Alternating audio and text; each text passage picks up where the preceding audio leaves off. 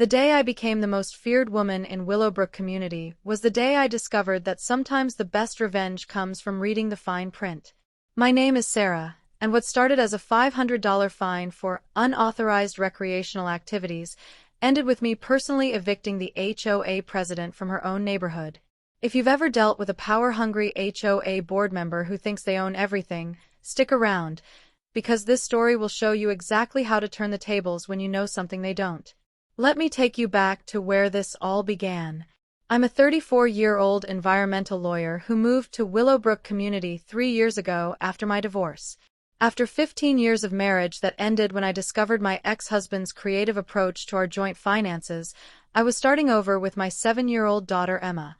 The house wasn't much, a modest 2-bedroom at the edge of the development, but it backed up to the most beautiful private lake I'd ever seen.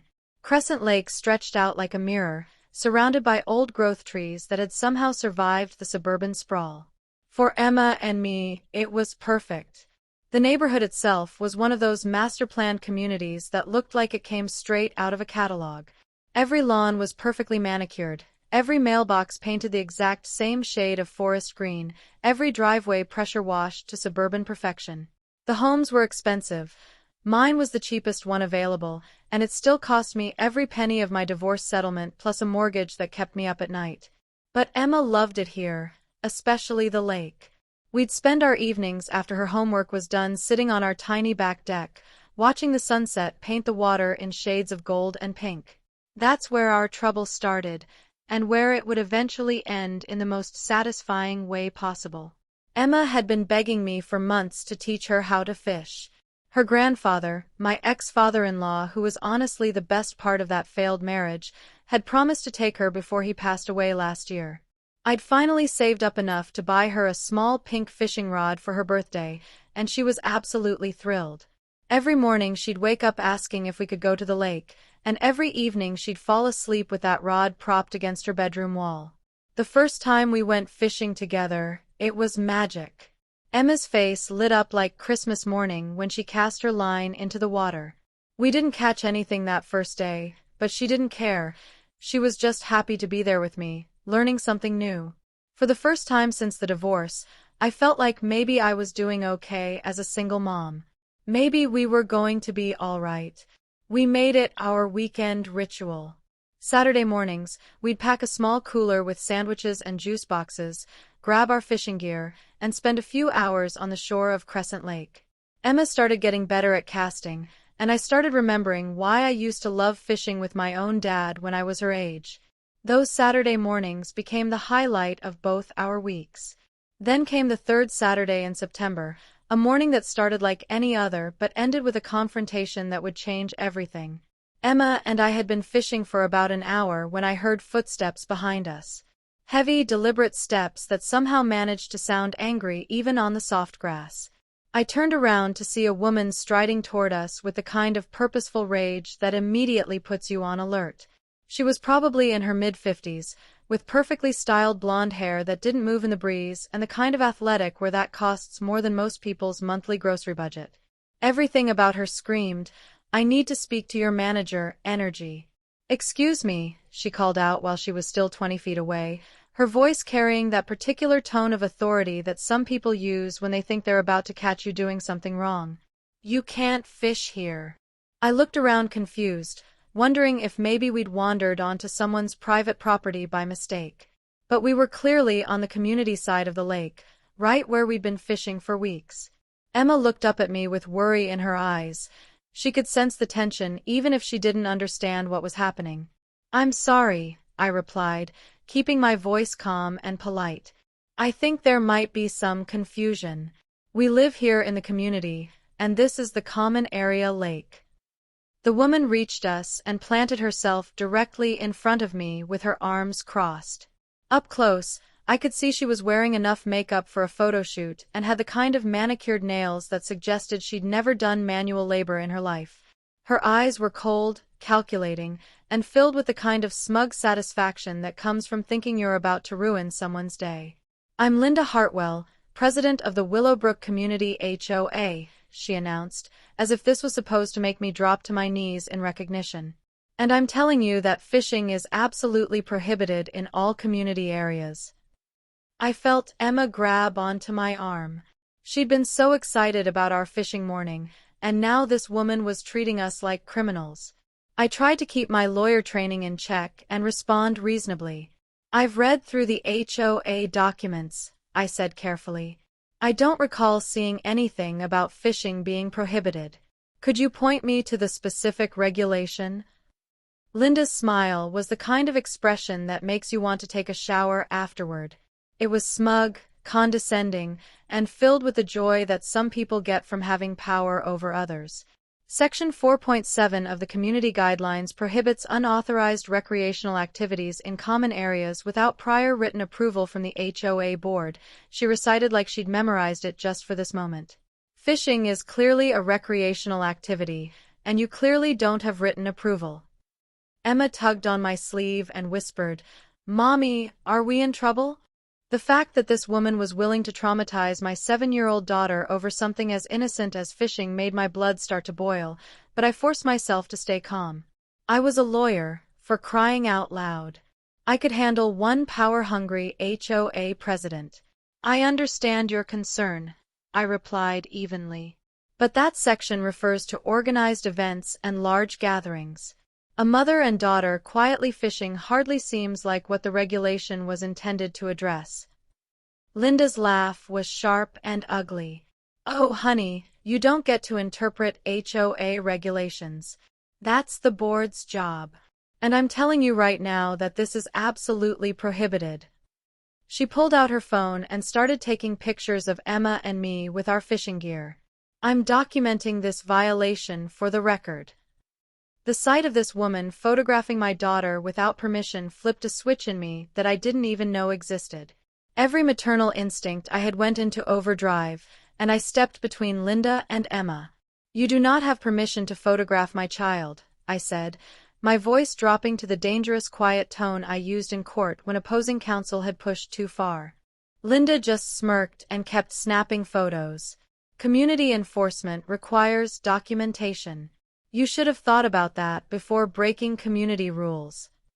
I was about to escalate this situation in ways that probably wouldn't have ended well for anyone when Emma started crying. Not the dramatic tears of a child throwing a tantrum, but the quiet, heartbroken sobs of a little girl who didn't understand why the nice morning with her mom had turned scary. "It's okay, sweetheart," I said, kneeling down to Emma's level while keeping my eyes on Linda. "Let's pack up our stuff." "But Mommy, we didn't do anything wrong," Emma whispered. "I know, baby. But sometimes adults make rules that don't make sense, and we have to follow them anyway."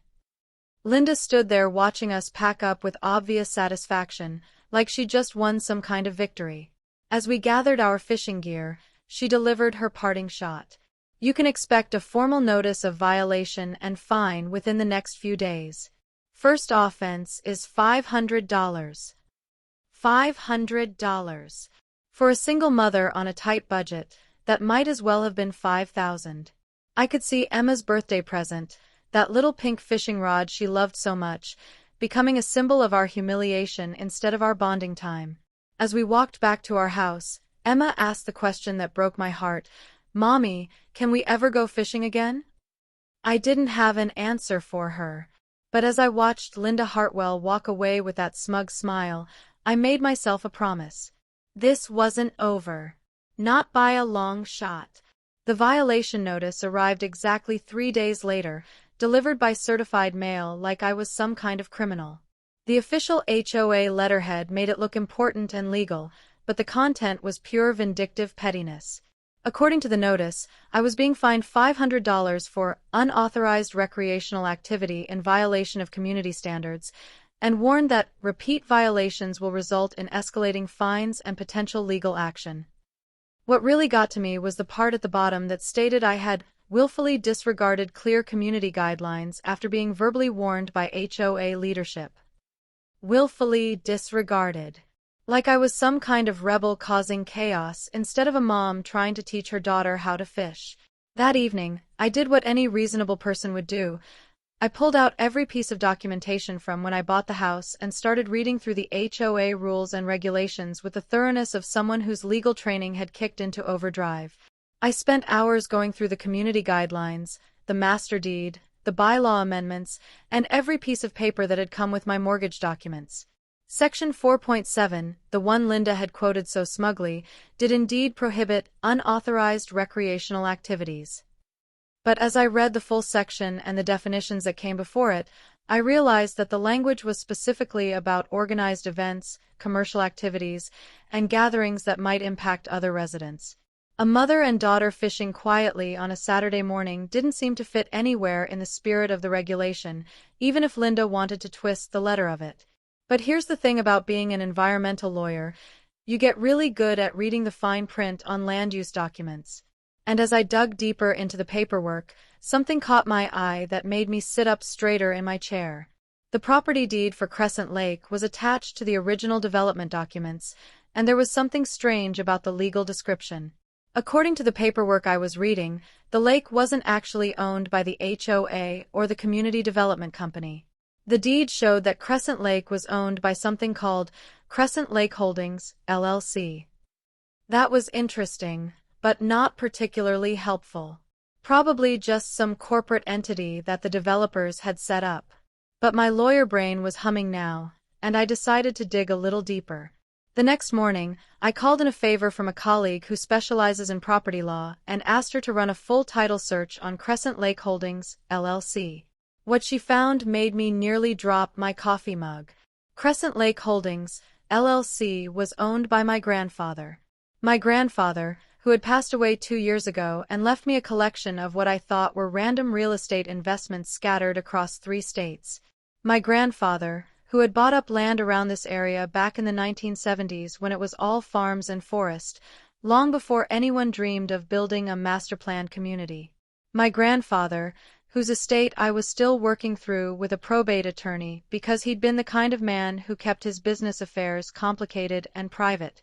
I immediately called my probate attorney, a patient man named Robert Chen who'd been helping me sort through Grandpa's various holdings. When I explained what I'd discovered, there was a long pause on the other end of the line. "Sarah," Robert said slowly, "I think you need to come in. There are some things about your grandfather's estate that we need to discuss in person." The next day, I took a personal day from work and drove to Robert's office with Emma in tow. She spent the meeting coloring in the corner while Robert spread out a collection of maps, deeds, and legal documents that painted a picture I'd never imagined. My grandfather hadn't just owned the lake.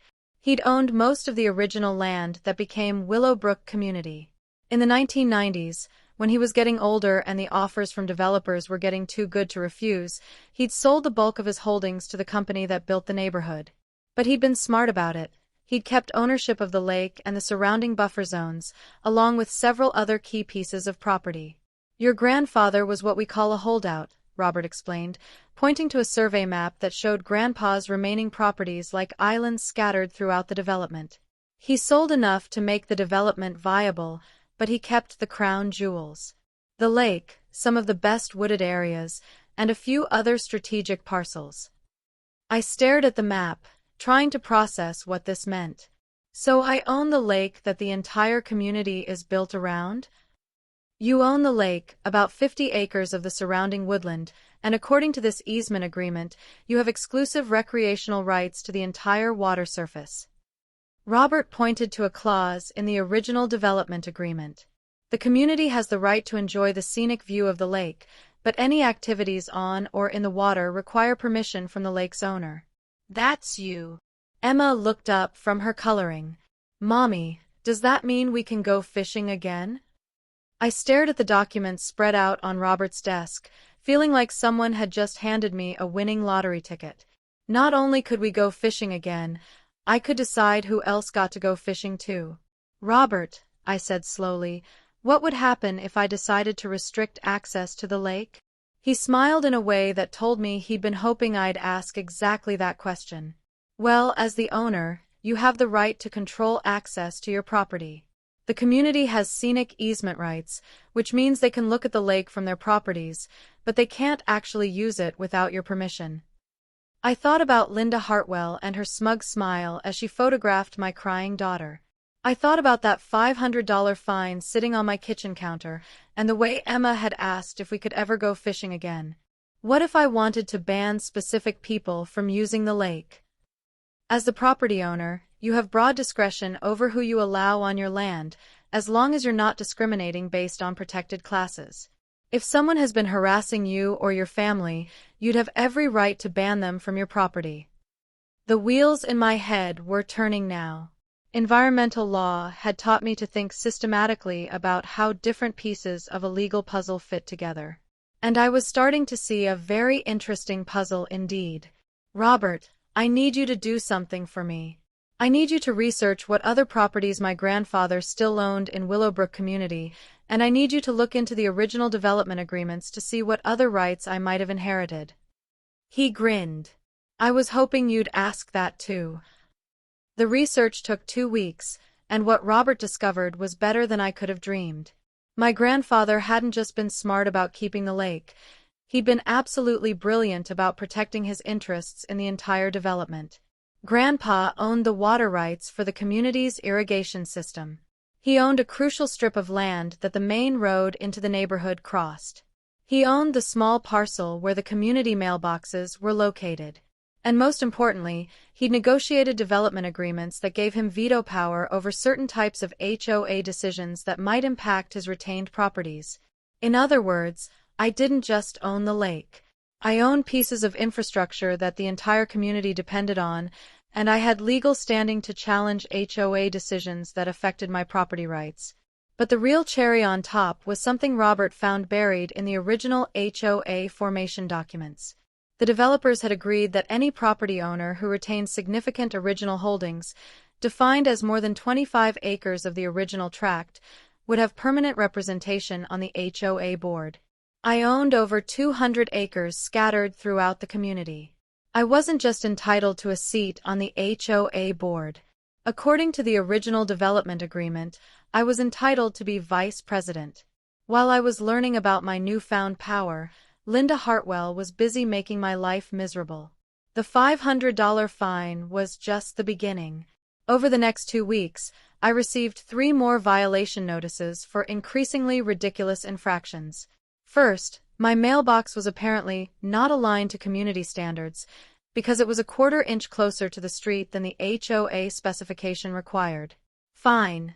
$200. Then, my garbage cans were cited for being visible from the street for more than 12 hours, even though I'd put them out the night before pickup just like everyone else on the block. Fine. $150. Finally, and this one made me laugh out loud, I was cited for excessive lawn ornamentation because Emma had left her pink soccer ball on the front lawn overnight. Fine. $100. Linda was clearly trying to run us out of the neighborhood through death by 1,000 paper cuts.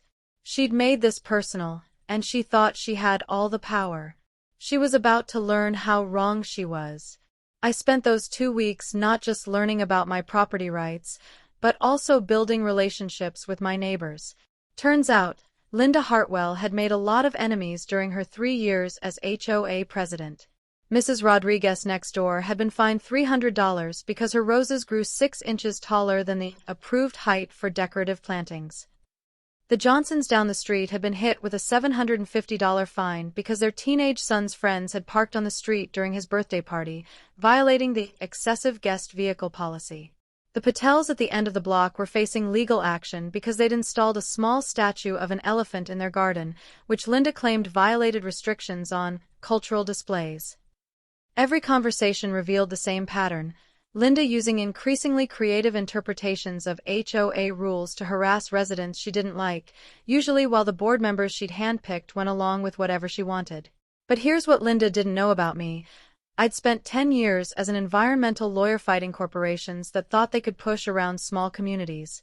I knew how to organize people, how to build coalitions, and how to turn legal technicalities into weapons of mass destruction for bullies who thought they were untouchable. The monthly HOA board meeting was scheduled for the first Thursday in October. Under normal circumstances, these meetings were sparsely attended affairs where Linda and her cronies rubber-stamped whatever she wanted to do. But I'd spent the past 2 weeks making phone calls, knocking on doors, and spreading the word that this month's meeting was going to be different. I also spent those 2 weeks working with Robert Chen to prepare the most beautiful legal surprise Linda Hartwell would ever receive. The night before the meeting, I sat Emma down for a conversation about what was going to happen. "Remember how that mean lady said we couldn't go fishing?" I asked her. Emma nodded solemnly. She'd been asking about fishing almost every day, and I'd been telling her we had to wait just a little longer. "Well, tomorrow I'm going to a meeting where I'm going to tell her that she was wrong, and that we can go fishing whenever we want." Emma's eyes lit up. "Really? We can go back to the lake." "We can go back to the lake," I promised her. "And nobody is ever going to stop us again." The HOA meeting was held in the community center, a bland beige room with folding chairs and fluorescent lighting that made everyone look slightly sick. Usually, these meetings drew maybe a dozen people.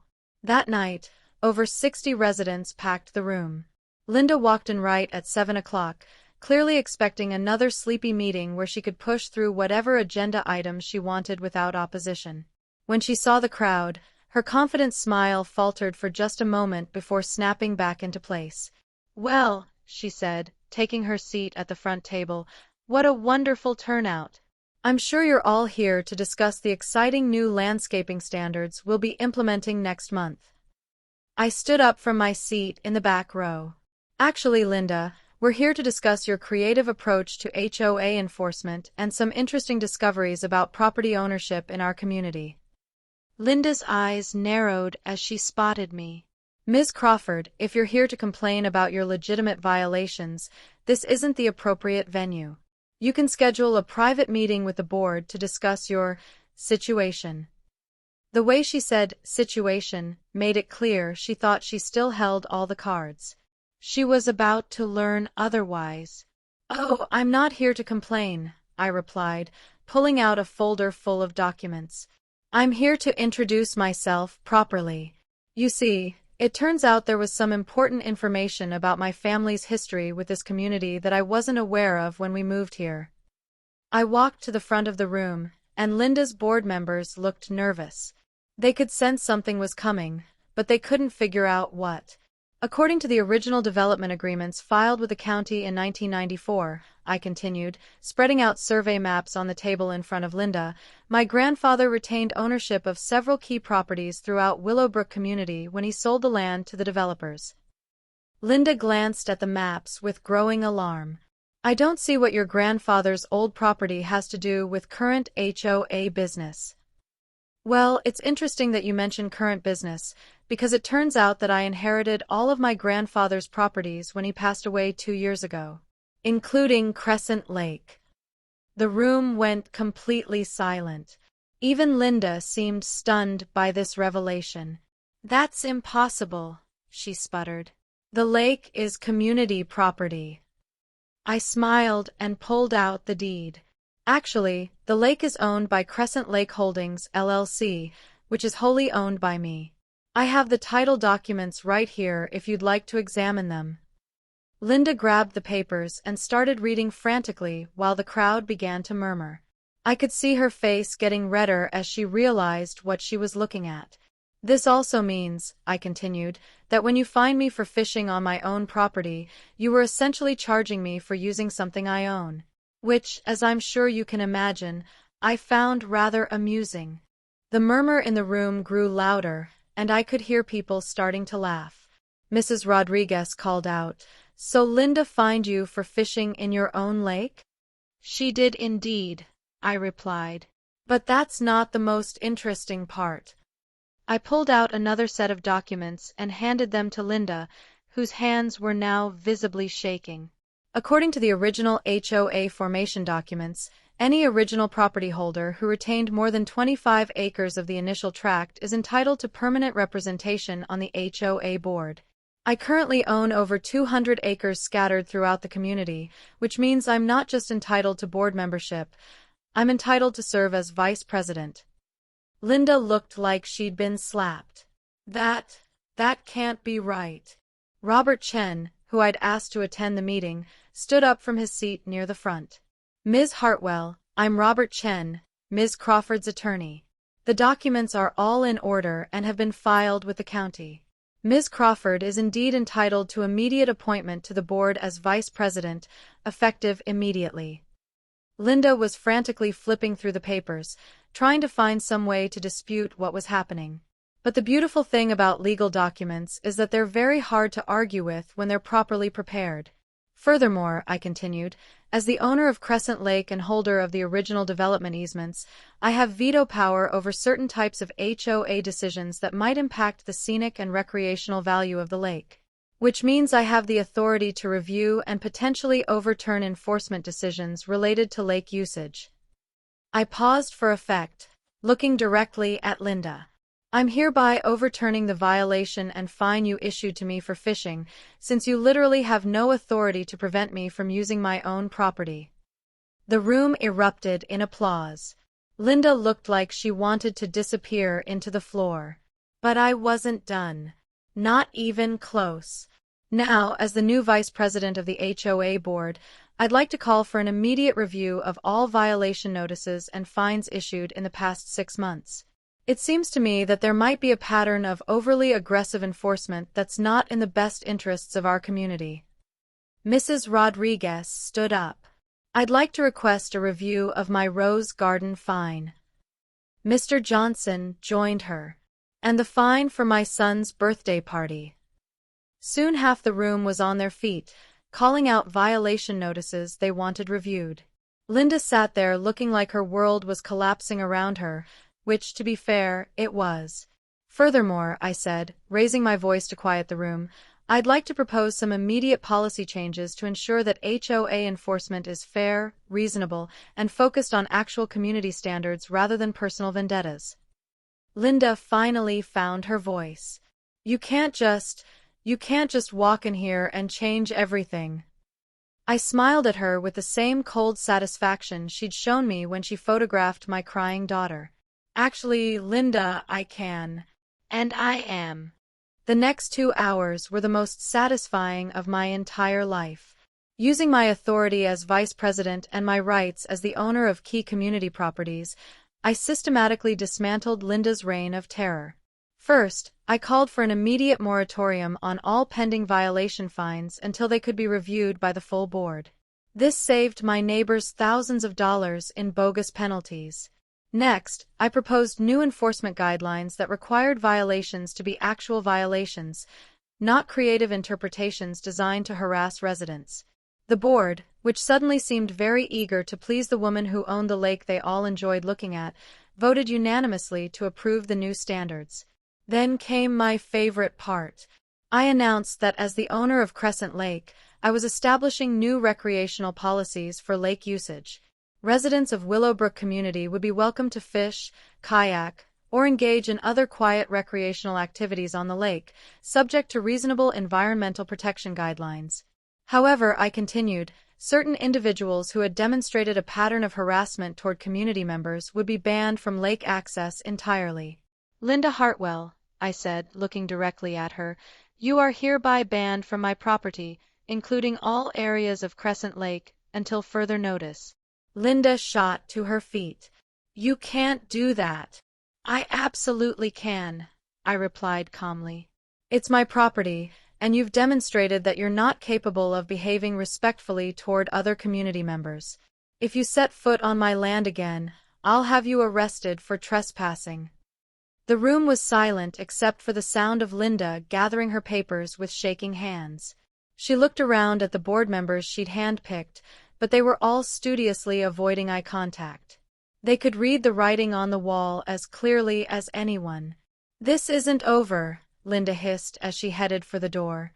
Actually, I called after her. It is. She slammed the door so hard that the community center's windows rattled. The aftermath was swift and thorough.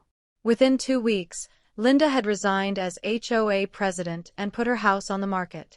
Apparently, the idea of living in a community where she couldn't bully her neighbors had lost its appeal. The board elected Mrs. Rodriguez as the new president, and she immediately implemented the fair enforcement policies we discussed. Violation notices dropped by 90%, and the ones that were issued were for actual problems like genuine safety hazards or abandoned vehicles. More importantly, the community started feeling like a place where people actually wanted to live instead of a police state run by someone with too much time and not enough empathy. As for Emma and me, we went fishing the very next Saturday morning. This time, when we cast our lines into Crescent Lake, we did it with the knowledge that nobody could ever stop us again. Emma caught her first fish that day, a small bass that we took a picture of before releasing it back into the water. "Mommy," she said as we packed up our gear, "I'm glad that mean lady can't bother us anymore." "Me too, sweetheart," I replied, looking out over the lake that now officially belonged to us. "Me too."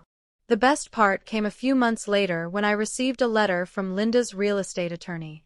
Apparently, she'd been having trouble selling her house because potential buyers kept asking about lake access rights. Since I owned the lake, I had the right to approve or deny access for new property owners. I sent back a polite note explaining that I'd be happy to grant lake access to the new owners, whoever they turned out to be. I just wouldn't grant it to Linda. Her house eventually sold for significantly less than the asking price. These days, Crescent Lake has become the heart of our community in a way it never was before. Families come to fish on weekend mornings, kids learn to skip stones after school, and couples take evening walks along the shore. I've established a simple permitting system that keeps the lake from getting overcrowded while ensuring that everyone who wants to enjoy it can do so. I still serve as vice president of the HOA, and Emma and I still go fishing every Saturday morning. But now we're usually joined by other families who've discovered the joy of spending quiet time by the water. Mrs. Rodriguez brings her grandchildren sometimes, and the Patels have become surprisingly good at fly fishing. Linda Hartwell learned an expensive lesson about the dangers of bullying people without knowing their full story. Sometimes the quiet neighbor you're trying to intimidate turns out to own half the neighborhood. Sometimes the single mom you're harassing happens to be a lawyer who knows exactly how to fight back. And sometimes, the person you think is powerless is actually the most powerful person in the room. If you've ever dealt with an HOA bully or a neighbor who thinks they run the world, remember this. Knowledge is power, legal documents are beautiful things, and sometimes the best revenge is simply being right. The look on someone's face when they realize they've been harassing the wrong person is absolutely priceless. What would you have done in my situation? Would you have banned Linda from the lake, or would you have been more forgiving? Let me know in the comments below, and if you want to hear more stories about people who thought they could push others around and learned otherwise, make sure to subscribe. Trust me, I've got plenty more where this came from.